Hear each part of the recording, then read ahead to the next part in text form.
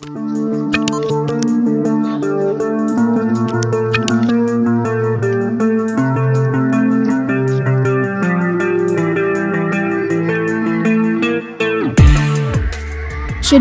jenazah pasien COVID-19 direbut warga di Kecamatan Huamual, Kabupaten Seram bagian Barat, Maluku, viral di media sosial.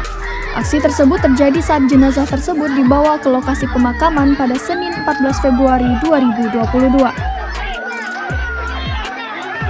Bahkan petugas medis dan aparat pun sempat dilempari batu oleh warga. Dilansir Tribun Papuabarat.com, juru bicara Satgas Penanganan COVID-19 Provinsi Maluku, Dr. Doni Arerung membenarkan kejadian tersebut. Doni mengatakan, jenazah pasien tersebut awalnya mengalami gejala stroke dan pendarahan di otak hingga dirujuk ke RSUD Piru. Saat dilakukan rapid antigen, pasien diketahui positif COVID-19.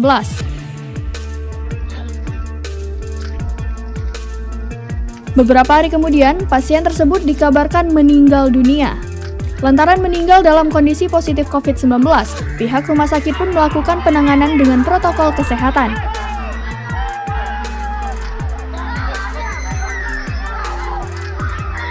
Namun saat dibawa ke tempat pemakaman, warga pun mengambil paksa jenazah tersebut dan menolak jika pasien dimakamkan di lokasi tersebut. Sebelum dimakamkan, jasad korban terlebih dahulu disemayamkan beberapa saat di rumah duka.